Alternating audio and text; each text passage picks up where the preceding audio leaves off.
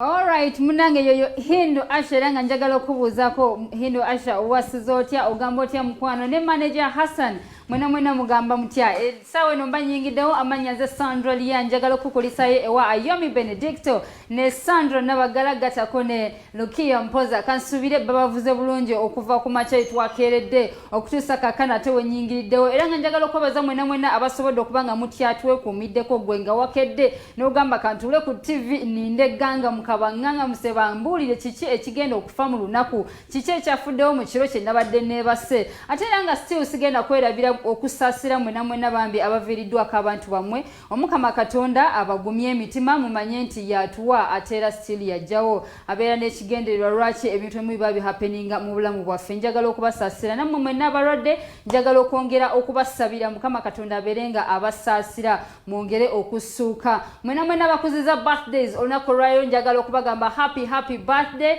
njagala okubagaliza amazaalibwa malungi nammwe abazaalibwa yesterday n'omukulembeze w'eggwanga nammwe munange muli bansusso nnyo kukwadde ba DJ Mike kukwadde mutabani wa Kamiliyoni mwena twagala obagamba happy belated birthday ate nga njagala mbeere nga ntandikirawo olugambo olw'olunaku olwaleero saagala otisagaasagane tokwata ku remote tokyusa ate munange omwana akaaba emmere gireke esiriire yakyenkya sooka okyesonyiwe osooka ojje ompe ku matugo ompe ku maaso go tubeere nga tuwayamu munange ate ngenda kutandikira eri ewa taata Saamu mujjukire olunaku olw'eggulo nasobodde okuba nga mbaleetera Ziza Bafana oluvannyuma lw'okuba nti yakwatibwa era nga n'atwala wali eri ekyotero essaawa eno wabadde alaajanira ng'agamba nti bannange munyambe embeera eri bubi ebintu byange byonna byanzigibwako essaawa eno taata Saamu naye aleka okuba ekitimba kyamubase mujjukire industry ezasinze okukosebwa bacomedian tebakyakola musicians tebakyakola bonna embeera ebanyigidde eddala ya COVID-19 era munnange basazeewo baddukire emutukula kubanga mujjukire baatugambye yondoozi oba COVID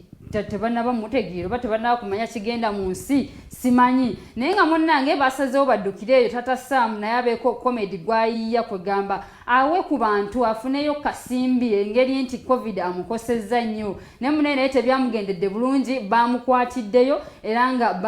tese mu quarantine naye mumusabire kuba ebintu byesimanyi gye bigenda kuggwera yandiggwera muziza Bafana byalimu essaawa n'atandika okukaaba so munange mwongere okusabira omukulu ono tata Sam embeera erabikenga emukakkanirya gyali ate nga nziziza tata Sam ebbali nenkuleetera omukulu si papa ne Bobby Wine munange abantu bano ababiri simanyi kiki kigenda mu maaso oba lwaki tebalima kambugu oba what really happened kubanga nze kyensinga okumanya manye ekintu kimu nti abasajja tebatereka grudges ate tebabeerawo nti beesibe ku kintu ne waba nti nakukwanira mukazi wo ekintu genda kitogambe oyo mukazi bukazi tebalinga bakazi tugenda kwesiba ku kintu kusange nkuwalane naye kakati munnange ebintu by'abano byongedde okututabulira ddala gye buvuddeko sipapa yavaayo n'awandika ku Facebook page ye nga awoninga omukulu Bobby Wine n'amugamba young man go slow ebintu bino bikwata empola ate bulirira basupporters babalowooza nti bo tebagambwako wamujjukire munanga abawagiza people power wezira kuvaayo n'oyogera ekintu ku Bobby Wine bagenda kusabulira bagenda kuwa medication okitegeera so muna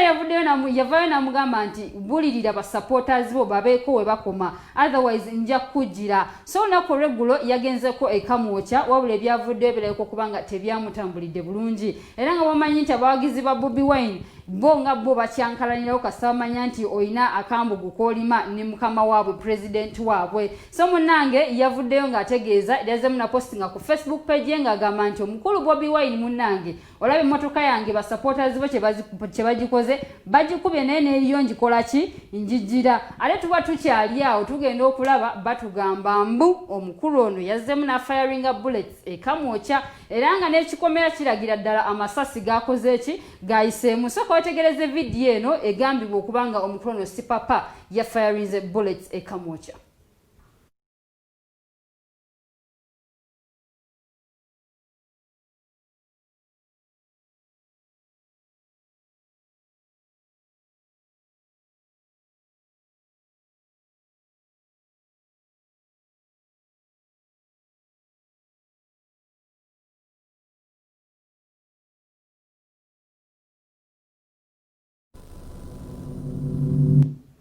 So munange bwe bitwe byatambudde ebyomukulu Sipapa ate nga nziziza Sipapa ebbali yetu musabire ebintu byaberenga babikwasaganya n'omukulu Bobi Wine kubanga olugendo luno genda babirayeko kubanga tebijja kuba bulungi obulute butwawula eri pate jawagira tekwawula naye mutuule mukanye ng'abasajja muddemu mulimekamu tomanya enkya munange abantu tusisinkana wadde ensozi tezisinkana so tomanya tomorrow oli yayinza okuyamba mu kirala so mukwatagane muberenga musa kimu nga nziziza tekya Sipapa ebbali nenkuletera omukyala Hendo Asha atakumanyiye omukyala munaye gwenyingidde naye akuyimbira obuyimba bungi by the way ayimba keno ku gospel nadda keno ku secular music so omukyala bambi ayina eddoboozi eddungi mukakkamu asinza Katonda byonna mu ngeri ng'eyo kyetasobodde kusanga mba artists ab'enjawulo so munange olunaku lwegwe twasobodde okubanga tuwayamu naye ku nsonga ez'enjawulo yatandika ddi okuyimba olugendo lwe lutambudde lutya kansooke nkuwa interview ey'omukyala Hendo Asha engeri gye twabadde tukwataganyamu ebintu babiri nga tunyumyamu. 2009 officially natandika okuyimba. That's quite some time ebanga lyetoolodde until present. Of course wakati awo olumu ngenda nempumulamuko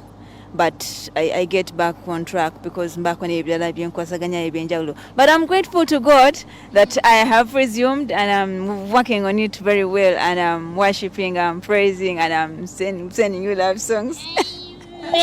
Naye kakati munange okikolota Hindu kubanga otutunulya music industry eno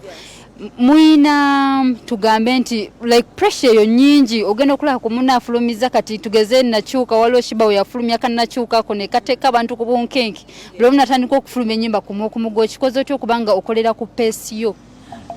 Bwenaja mu kuyimba I didn't come to compete with anyone. I however appreciate ebintu ebirungi ba artists ab'enjawulo bye baleeta ku katale. For me, whoever sings nice and executes nicely, I appreciate. And if it's a woman, Ngambanti, at least there's another woman working so hard to make sure that we stand out. For me, it's a good thing. Nze ntambulira ku pesi yange. Why? Because I don't compete with anyone. I only compete with myself. Nate mpuli olike no mu love music secular then ate no dakeno ekintu ekyo kigattakanya otya. It depends on how you perceive it. Naye nga yebo yajja Kristo bwe yajja okubulira okwagala era ya preaching nnyo love nti without love you actually have nothing. Nti ne bogamba nti let me give to somebody address, let me give to somebody, let me show somebody affection, you're showing love okwagala. Nti if you want to work together minus having problems, you have to love each other. It was love your neighbors, you love yourself. But the difference has been I have preached love. If you are to love with the whole of you. I am against divorce. I am against okwaukana. I am against someone who will come in between two people who are loving each other. Are you saying someone Karen? Oba era yes. Walai answer jevudde wala ino ashagenda kukirekerera obulekerezi kubanga answer because 2009 eno endoza mwawuliddeko omukyalo oyo bwe kyatuuse ku kya relationship yananagiddewo Hindu Asha nkutumidde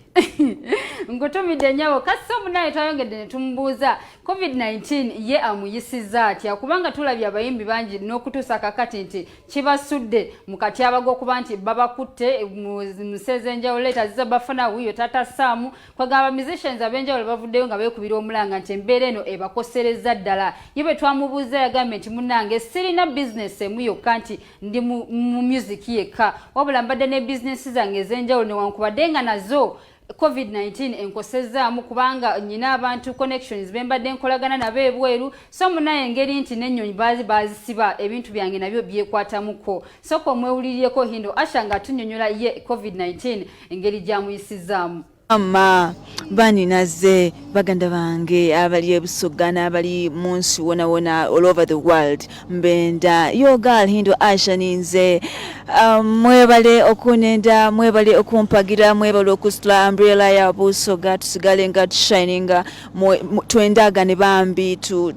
tugabanye ebitono bye tuli nabyo niba naife ate Damascus banaye tudambalire irala to practicing a ministry of health byeri kutukoba. Whenever the grace is sufficient, it's sawa chiba chimala. You do not struggle. Ya kugamba nti he will be he will be your peace in the storm. Yeah? Nti for me, Asha, I feel mfunye impact ebadde negative ku COVID how ku milimo gyenkola emirala nti the foundation activities zona zayimirira because we deal with people. You had funders abroad who were facilitating some programs for abana betulabirira and what we give to them, but now the entire world is struggling, so olabanga there is a problem, but amidst byonna surrounding us akugamba nti worship me,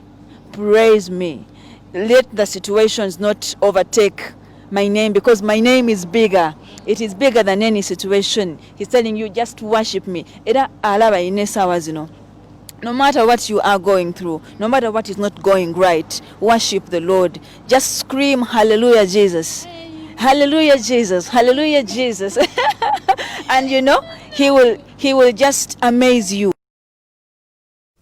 Alright, noza mwuliyeko mchala yagala nnyo Katonda so munange wano yabasabiridde mmwe nga abasoga munange making sure nga mugoberera ebiragiro bya Ministry of Health byatuwa mwambale mask munaabe mu ngalo ebintu ebifanagana bityo tusobola okubanga tuli balamu munange toweesuleyo gwa nagamba kubanga obulamu kyekisinga obukulu bena byolowoozako mbeera ng'obyesonyiwa ate nze ngenda kulabika nga munnange sissukawo nako lwaliro njagala okubuuza ku mukulu akutetenkereza Siraje munnange weebale nnyo okubanga ozuukuka n'otega TV n'ogamba nina okulaba ganga muka n'omukulu Mathias munnange emirimu gyonna gy'otukolera tugisiimira ddala weebale nnyo okubanga okukwasaganya abantu abali ku social media ate munnaye nawe watannaba tutegeera ku pages zaffe za Baba TV making sure ng'otypingamu Baba Television Uganda ojja kubeera ng'otufuna butelevu and on my pages make sure you subscribe on my YouTube channel Sandra Lian ate ku Facebook Sandra Lian UG